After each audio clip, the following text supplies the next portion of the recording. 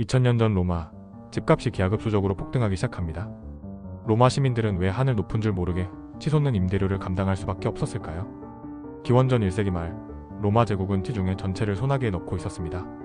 정복 전쟁에서 얻은 전리품, 그리고 로마가 정복한 지방 식민지에서 징수한 세금과 끌려온 노예들, 그 모든 부와 자원이 거대한 수도 로마로 흘러들어왔습니다.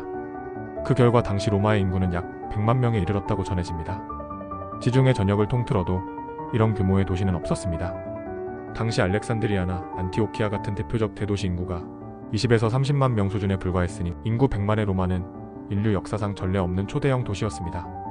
그렇다면 왜 이렇게 수많은 사람들이 로마로 몰려들었을까요? 첫 번째 이유는 바로 정치와 권력의 중심이었기 때문입니다. 로마는 단순한 도시가 아니라 제국 전체의 두뇌와 같았습니다. 황제가 머무는 궁전, 원로원이 모여 법과 정책을 논의하는 회의장, 군단을 움직이는 사령부까지 모든 권력이 이곳에 집중돼 있었죠.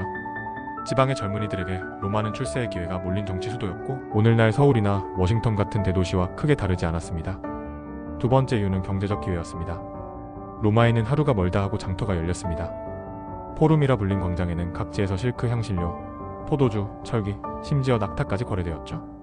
귀족과 기사계급은 대규모 무역과 토지 사업으로 부를 축적했고 장사꾼과 기술자들에게도 로마는 끝없는 기회의 땅이었습니다. 가난한 지방 사람들은 로마로만 가면 먹고 살 길이 열린다는 희망을 품었습니다. 그래서 가진 것을 몽땅 팔아치우고 수도 로마로 올라왔습니다. 마지막으로 사람들을 더욱 로마로 끌어들인 건 빵과 오락이었습니다. 로마 정부는 굶주린 빈민들에게 곡물을 배급했고 동시에 화려한 오락거리를 무료로 제공했습니다. 콜로세움에서 열리는 검투사 경기, 원형 경기장의 마차, 경주 같은 쇼가 바로 그것이었죠. 로마에 가면 굶어 죽지도 않고 무료 구경거리까지 있다는 사실이 수많은 이들을 이끌었습니다. 그 결과 고대 세계 어디에서도 찾아볼 수 없는 인구 100만의 거대 도시 로마가 탄생한 것이었습니다. 많은 사람이 몰리다 보니 결국 가장 큰 문제는 한정된 공간이었습니다. 지금 한국의 수도 서울이 이미 빽빽하게 들어서 더 이상 질 땅이 없는 모습을 떠올려 보시면 됩니다. 2000년 전 로마도 똑같았습니다. 테베레 강을 끼고 있던 로마는 강과 언덕에 둘러싸여 있었고 지형적으로 확장이 제한되어 있었습니다. 게다가 지금처럼 계획도시가 아니었기에 골목은 미로처럼 얽히고 구역은 들쭉날쭉했죠. 사람들은 그 사이사이에 빈터만 보이면 너도 나도 집을 짓기 시작했습니다. 하지만 땅은 늘어날 수 없었습니다.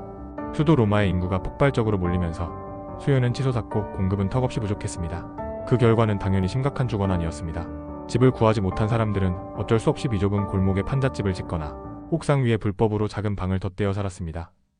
밤마다 좁은 방에서 쏟아져 나오는 사람들의 소음, 퀴퀴한 냄새, 좁은 골목에 쌓여가는 쓰레기.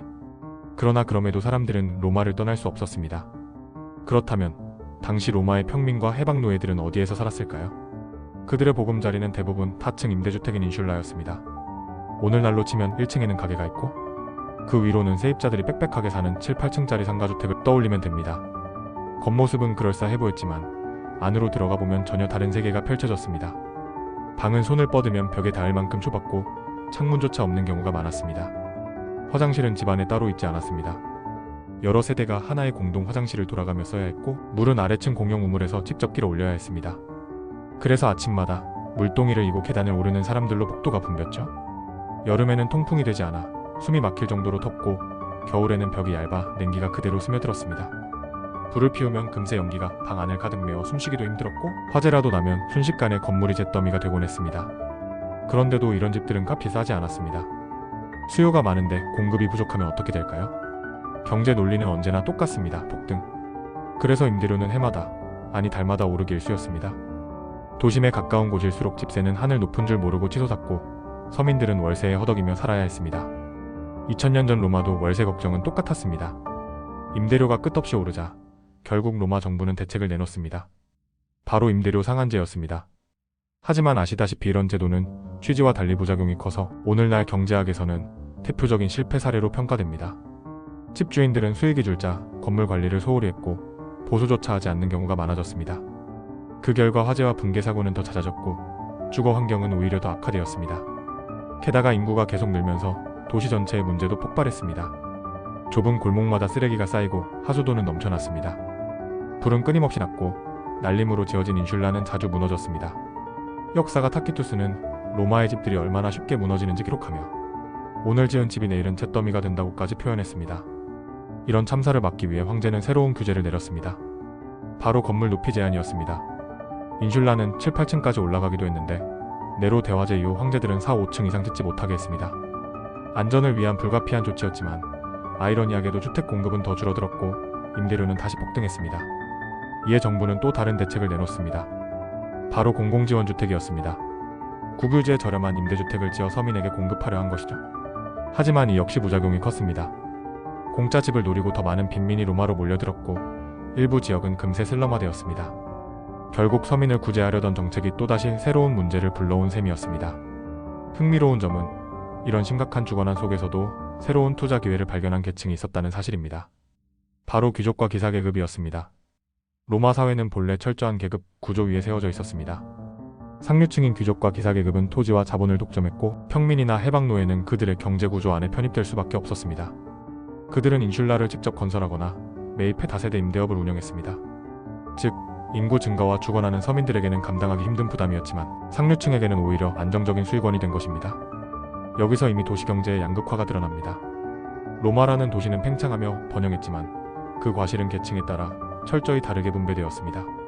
주거 수요를 감당하지 못한 서민들은 생활비 압박에 시달렸고 반대로 토지와 건물을 보유한 계층은 임대료 상승을 통해 자산 가치를 더욱 키워갔습니다. 로마 정부는 서민들을 위해 여러 제도를 내놓았습니다. 임대료 상한제는 집세 폭등을 막으려 했지만 수익이 줄자 집주인들은 관리할 필요성을 느끼지 못했고 결국 주거 환경은 더 악화되었습니다.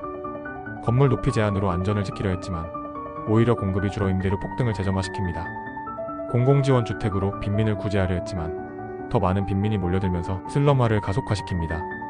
이처럼 취지는 좋았지만 부작용으로 인해 현대 경제학에서는 모두 실패한 제도로 평가되고 있습니다. 서민을 돕기 위한 제도가 아이러니하게도 서민을 겨누는 칼이 되어버린 것이죠. 그럼에도 불구하고 실패로 판명된 이 제도들은 2000년이 지난 지금도 세계 곳곳에서 반복되고 있습니다. 정말 인간이라는 존재가 흥미롭지 않으신가요? 오늘 상상인류가 준비한 이야기는 여기까지입니다. 다음 이야기도 구독, 좋아요, 알림 설정으로 함께 해주시면 좋겠습니다.